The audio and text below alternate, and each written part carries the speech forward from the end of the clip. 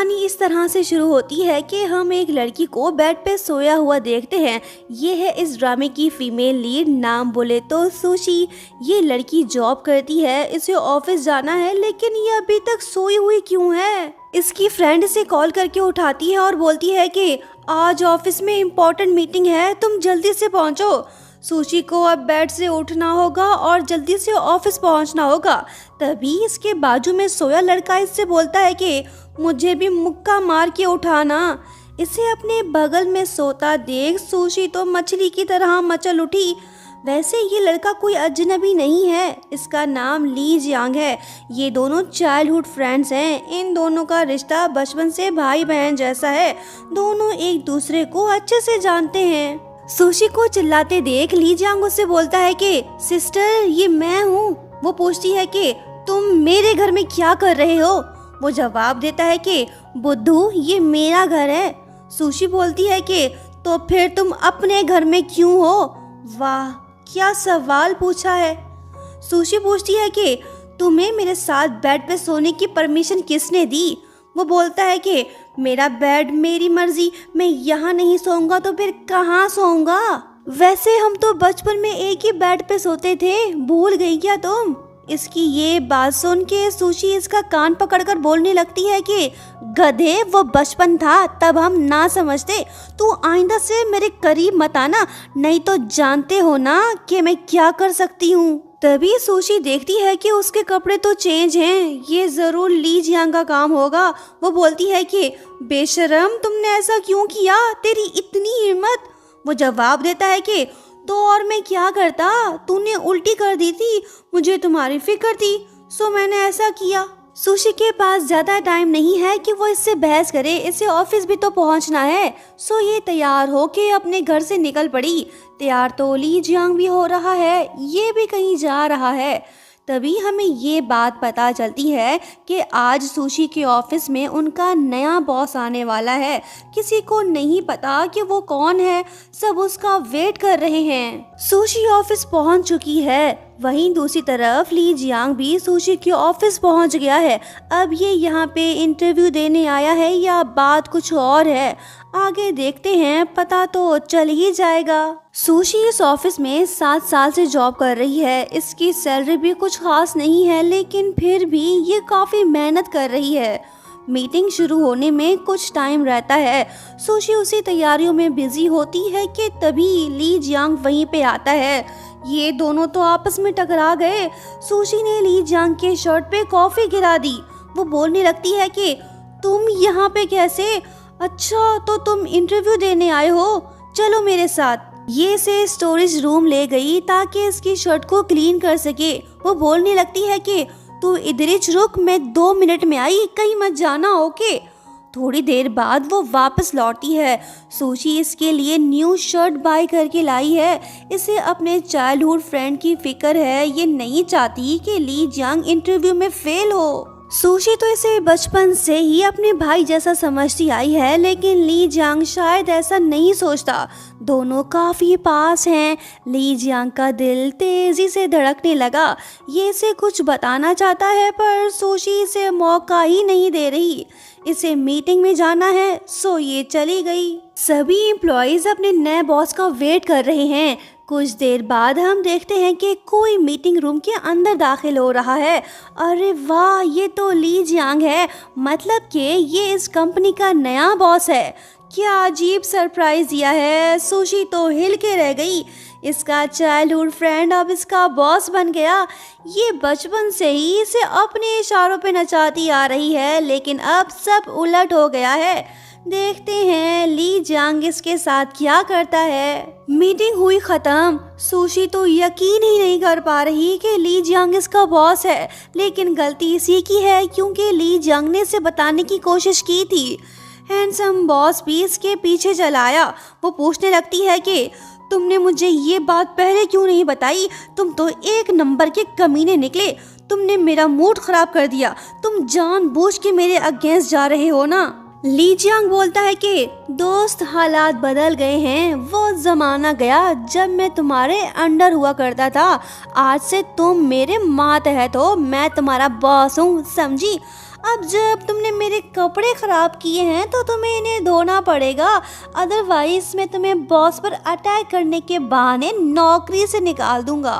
Sushi के पास कोई और ऑप्शन नहीं है, इसे इसकी बात मानना पड़ेगी।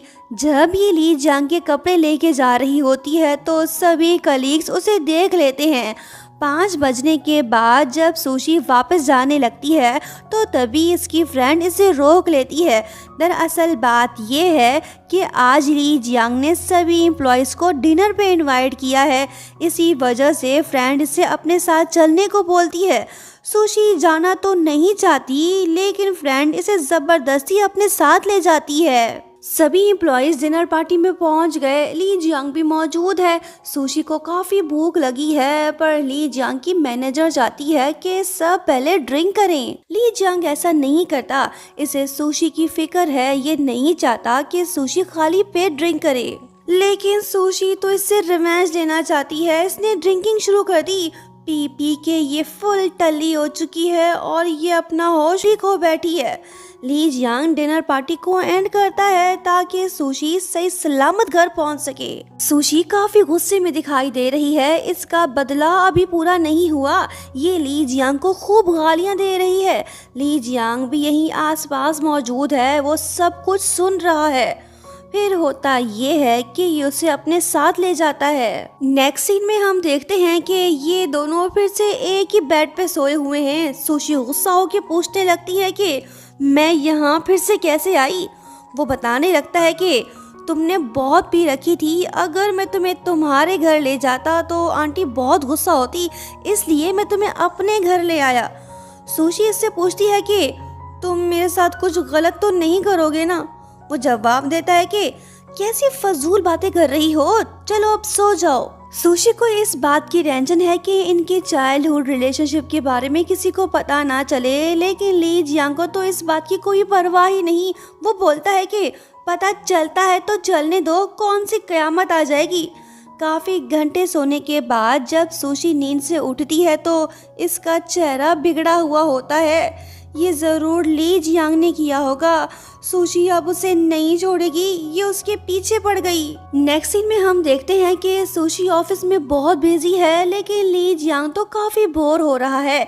ये अपने चाइल्डहुड फ्रेंड के साथ गपशप करना चाहता है, सो इसने उसे बुला लिया। सुशी इसके पास आती तो है लेकिन वो इसे वार्न भी करती है कि तुम मुझे बार बार मत बुलाया करो और ना ही मुझे तंग किया करो। ली जियांग बोलता है कि तुम मेरी पर्सनैलिटी को अच्छी तरह से जानती हो, सो मुझे तुम जैसा पर्सन चाहिए जो मेरी चीज़ों को मैनेज करे। सुशी बोलती है कि तुम पावर का गलत यूज़ कर रहे हो, अगर मैं एग्री ना करूं तो तुम मुझे मजबूर नहीं कर सकते। वो बोलता है कि तुम्हारे पास कोई वजह नहीं कि तुम डिसएग्री करो, मैं तुम्हारी सैलरी इंक्रीज कर दूंगा। वो बोलती है कि नहीं चाहिए, अपने पैसे अपने पास रख। तो मेरी नज़र में आज भी एक चड्डी बॉय है, बहती हुई नाक और रोने वाला मेरा छोटा शरारती भाई। ली जियांग रोमांटिक होके पूछने लगता है कि मुझे गौर से देखो, क्या मैं पहले जैसा हूँ या बदल गया हूँ। मैनेजर लिंशु भी आ गई, सुशी वहाँ से भाग निकली। इन दोनों का बचपन बहुत यादगार था। ली जियांग सुशी से काफी डरता था और उसका कहना भी मानता था। तब ली जियांग को पढ़ने का शौक नहीं था, लेकिन सुशी ने उसकी काफी हेल्प की। आज ली जियांग जिस पोजीशन पे है उसमें कहीं न कहीं सुशी का भी हाथ है। ली जियांग काफी बोर हो रहा है, इसके दिमाग में कुछ तो चल रहा है। लगता है कि ये अपने चाइल्डहुड फ्रेंड को सुकून से काम करने नहीं देगा, सो ये उसके पास पहुंच गया। लेकिन सुशी तो इसे बिल्कुल भी लिफ्ट नहीं करा रही, बोलने लगती है कि मुझे परेशान मत करो, जाओ तुम अपना काम करो। ली जियांग तो इसकी एक भी नहीं सुनता, ये इसे जबरदस्ती अपने साथ ले गया। लगता है कि ये सुशी को सरप्राइज देने वाला है। ये इसे अकेला छोड़ के कहीं चला गया। कुछ देर बाद ये वापस लौट आता है। अरे वाह, ये तो केक ले आया। ली जियांग को याद था कि आज सुशी का बर्थडे है। वो बोलने लगता है कि चलो अब विश मांगो। इसने अपनी विश मांग ली। ली जियांग इसका फेवरेट फूड भी ले आया, जिसे खा के सुशी काफ़ी खुश होती है। ऐसा सरप्राइज आज तक इसे किसी ने नहीं दिया। वो ली जियांग से बोलने लगती है कि तुमने मुझसे ये तक नहीं पूछा कि मैंने क्या विश मांगी। बचपन में तो तुम मेरे पीछे पड़ जाया करते थे, हर बार मुझसे पूछते थे, अब ऐसा क्यों नहीं कर रहे। वो बोलता है कि क्योंकि बचपन में तुम मेरी इंचार्ज और बॉस थी, पर आज मैं तेरा बॉस हूँ। सुन दोस्त, मैं तुम्हारे सारे विशेस को पूरा करने में तुम्हारा साथ दूंगा। मुझे तुम्हारी फिक्र है। मैं चाहता हूँ कि तुम हमेशा खुश रहो। आई होप एक दिन तुम्हारे दिल में मेरे लिए भी फीलिंग्स पैदा होंगी। ली जियांग इसे एहसास दिलाने की कोशिश कर रहा है कि ये इससे बहुत प्यार करता है, पर सुशी इसके भावनाओं को नहीं समझ पा रही। शायद इसके दिल में उसके लिए कोई जगह नहीं, ये तो बस उसे अपने भाई जैसा समझती है। देखते हैं कब इसे अपने चाइल्डहुड फ्रेंड से प्यार होता है। नेक्स्ट सीन में हम देखते हैं कि मैनेजर लिनशू सुशी पे काफ़ी गुस्सा हो रही होती है। दरअसल बात यह है कि सुशी ने अभी तक प्रोजेक्ट कंप्लीट नहीं किया। वैसे लिनशू सुशी को कुछ ज़्यादा पसंद नहीं करती। जब ये बात ली जियांग को पता चलती है तो वो प्रोजेक्ट कंप्लीट करने की डेडलाइन को इंक्रीज कर देता है। वाह, दोस्त हो तो ऐसा। सुशी को काफी टाइम मिल गया है कि वो अब अच्छे से काम कर सके। नेक्स्ट सीन में हम देखते हैं कि ऑफिस से लेट आने के बावजूद भी सुशी अपनी मॉम की केयर कर रही है, पर मॉम को तो इसकी फिक्र ज्यादा है। वो पूछने लगती है कि बेटी, क्या तुमने किसी को ढूंढा जो तुम्हारे लिए सही हो। सुशी बोलती है कि मॉम, आप ऐसी बातें तो मत करें ना। अगर मैं आपसे दूर चली गई तो आपका ख्याल कौन रखेगा। दोनों बातें कर ही रहे होते हैं कि तभी कोई दरवाजे पे दस्तक देता है। अरे, ये तो ली जियांग है। ये होश में नहीं है। अब इसने सच में पी रखी है या फिर से नौटंकी कर रहा है, ये बात तो कंफर्म नहीं हो पा रही। इसे अपने घर पे देख सुशी का मूड काफी खराब सा हो गया है। मॉम ली जियांग को उसके बेड पे सुला देती है। सुशी को ये बात बिल्कुल भी अच्छी नहीं लगी। अब ये कुछ कर भी तो नहीं सकती, इसे मजबूरन सोफे पे ही सोना पड़ेगा। तभी ली जियांग के स्मार्ट वॉच में अलार्म बजने लगता है। इसने अपने वॉच में बहुत से अलार्म सेट कर रखे हैं, अपने लिए नहीं बल्कि सुशी के लिए, ताकि वो टाइम पे खाना खा सके। ये बात जान के सुशी का मूड थोड़ा बहुत सही हो गया है। नेक्स्ट मॉर्निंग दोनों साथ में ब्रेकफास्ट कर रहे हैं। मॉम अपनी बेटी से ज्यादा ली जियांग की केयर कर रही है, उससे ये सब कुछ दे रही है। ये देख सुशी गुस्सा होकर बोलती है कि मॉम, इसका आपसे कोई खूनी रिश्ता तो नहीं है। मैं आपकी इकलौती बेटी हूँ, आप इसकी इतनी केयर क्यों कर रही हैं? मुझे ऐसा लगता है कि मैं आपकी सौतेली बेटी हूँ। मॉम बोलती है कि मेरी नज़र में ये मेरे बेटे जैसा है। तुम दोनों बचपन से लड़ते आए हो, बड़े हो गए हो, अब तो लड़ना बंद करो। सुशी को ये बात बिल्कुल भी अच्छी नहीं लगी। इसका मूड फिर से ऑफ हो गया। ये उठ के वहाँ से चली गई। जब सुशी ऑफिस पहुंचती है तो ली जियांग इसे जबरदस्ती कार में बिठा के अपने साथ ले जाता है। दरअसल प्रोजेक्ट शी नान के सिलसिले में आज ली जियांग का मिस्टर काइशन के साथ एक इम्पोर्टेंट मीटिंग है। सुशी इसके लिए तैयार नहीं थी। ये लोग वहां पहुंच गए। सुशी और काइशन एक दूसरे को देख शॉक्ड हो जाते हैं। आखिर क्यों, ये तो हमें आगे पता चलेगा। सुशी अपने कपड़े तक नहीं लाई और ना ही कोई दूसरा सामान, पर फिकर नॉट, ली जियांग इसके लिए सब कुछ ले आया। वो सुशी से पूछने लगता है कि तुम इतनी उदास क्यों हो, बताओ क्या बात है। मैंने आंटी को बता दिया है कि हम बिजनेस ट्रिप पे हैं, अब तो तुम अपना मूड ठीक करो। सुशी बोलती है कि इस प्रोजेक्ट से मेरा क्या लेना देना, तुम खुद ही आ जाते, मुझे क्यों ले आए। ली जियांग बोलता है कि ये प्रोजेक्ट तुमने डिजाइन किया है तो डर किस बात की, चलो मेरे साथ। ये इसे फिर से अपने साथ ले गया। दोनों प्रोजेक्ट साइट पहुंच गए। सुशी कंफर्टेबल फील नहीं कर रही। काइशन ली जियांग को प्रोजेक्ट के बारे में गाइड करने लगता है। फिर होता ये है कि जब सुशी स्लिप होके गिरने लगती है तो ली जियांग उसे बचा लेता है। ये देख काइशन फौरन से सुशी के पास आके पूछता है कि लिटिल स्टार, तुम ठीक तो हो ना, तुम्हें चोट तो नहीं लगी। ये बात सुन के सुशी गुस्सा होके बोलती है कि तुम मुझे मेरे नाम से पुकारा करो। तभी लिनशू ली जियांग को बताने लगती है कि तुम इन दोनों के रिलेशनशिप के बारे में नहीं जानते क्या। ये बात सुन के ली जियांग थोड़ा कंफ्यूज तो होता है, लेकिन इसे कोई फर्क नहीं पड़ता। सुशी के पाँव में मोच आ गई, इसी वजह से वो ठीक से चल नहीं पा रही। काइशन उससे बोलता है कि मैं तुम्हें ले चलता हूँ। जब ये सुशी की तरफ अपना हाथ बढ़ाता है तो ली जियांग इसे रोक लेता है। जिसके बाद होता ये है कि ली जियांग सुशी को पिगी बैग राइड देता है। सुशी इससे बोलती है कि मैं चल सकती हूँ, तुम मुझे प्लीज नीचे उतारो। वो बोलता है कि अगर मैं तुम्हें अपने कंधे पे ना उठाता तो क्या तुम काइशन के साथ चली जाती। सुशी बोलती है कि क्या तुम जेलस फील कर रहे हो। दोनों होटल रूम पहुंच गए। ली जियांग इसके पाँव में मसाज कर रहा है ताकि ये बेटर फील करे। सुशी घर वापस जाना चाहती है लेकिन ये इसे जाने नहीं दे रहा। ली जियांग रोमांटिक होकर सुशी से पूछने लगता है कि क्या तुम्हारे दिल में मेरे लिए फीलिंग्स हैं? मैं सिर्फ तुम्हें चाहता हूँ, क्या तुम मुझे पसंद नहीं करती? सीन थोड़ा रोमांटिक सा हो गया है। सुशी कोई जवाब नहीं दे रही। लो जी, लिंचू ने दरवाज़ा बजा के इनको डिस्टर्ब कर दिया। सुशी को कहीं पे छुपना होगा, ये नहीं चाहती कि लिंचू इसे ली जियांग के साथ देख ले। जब ली जियांग दरवाज़ा खोलता है तो लिंचू रूम के अंदर घुस जाती है। ये लड़की तो बेशर्मी पे उतर आई। वो इसे पीछे से हग करके बोलने लगती है कि ली जियांग, जब मैंने तुम्हें पहली बार देखा तो मुझे तुमसे प्यार हो गया।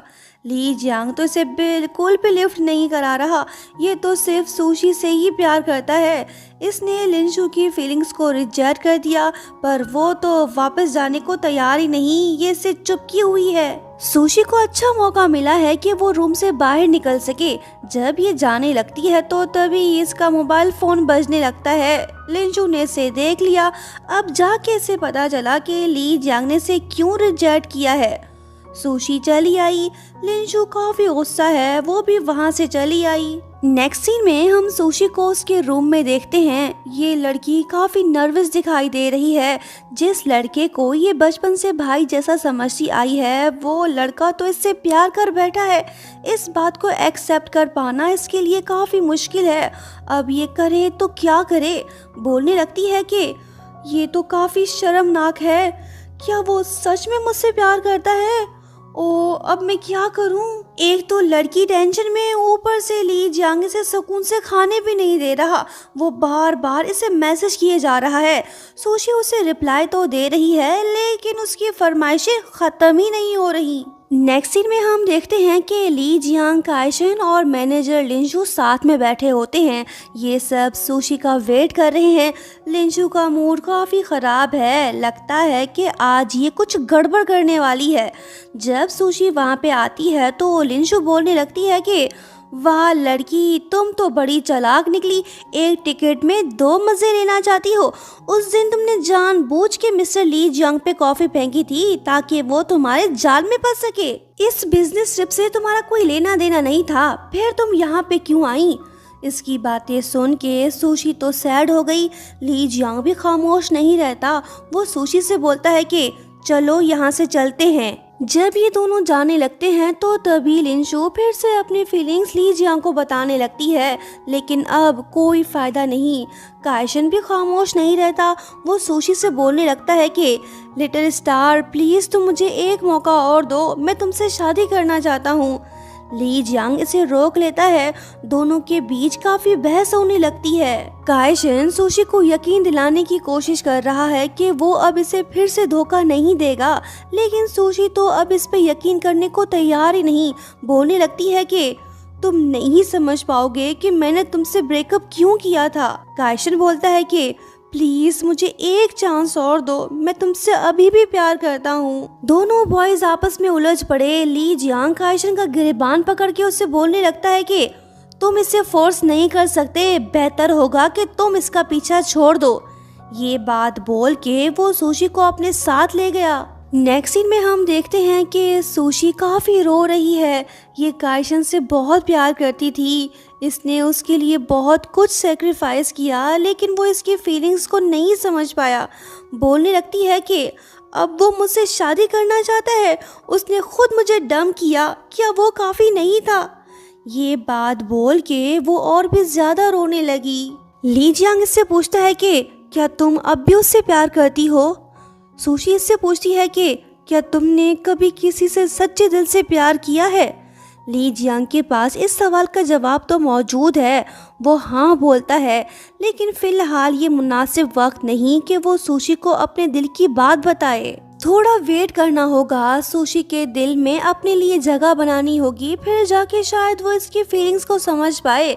देखते हैं ऐसा कब होता है। नेक्स्ट सीन में हम ली जियांग और काइशन को साथ में देखते हैं। काइशन बोलने लगता है कि मैं सुशी को 5 सालों से जानता हूँ। वो काफ़ी दुखी है क्योंकि उसने अपने प्यार को खोया है। वैसे तुम उसे कब से जानते हो, बताना पसंद करोगे? ली जियांग बोलता है कि तो फिर सुन, मैं और सुशी एक दूसरे को बचपन से जानते हैं। हम दोनों साथ में पले बड़े हैं। हम दोस्त होने के साथ साथ एक दूसरे के पड़ोसी भी हैं। ये बात जान के काइशन को अंदाजा हो जाता है कि ली जियांग भी सुशी से काफ़ी प्यार करता है। यहाँ हमें ये बात भी पता चलती है कि ली जियांग ने काइशन के लिए बहुत कुछ किया है। वो उसका एहसानमंद भी है। बोलने लगता है कि मैंने उसे धोखा दिया है, शायद इसी वजह से वो दोबारा मुझ पे यकीन करने को तैयार नहीं। ली जियांग बोलता है कि तुम्हारा बहुत शुक्रिया जो तुमने पास्ट में उसका ख्याल रखा। अब आगे से मैं उसकी केयर करूँगा। तुम ये रिंग अपने पास रखो और हाँ, आज के बाद तुम सुशी को उसके नाम से पुकारना। काइशन उठ के वहाँ से चला गया।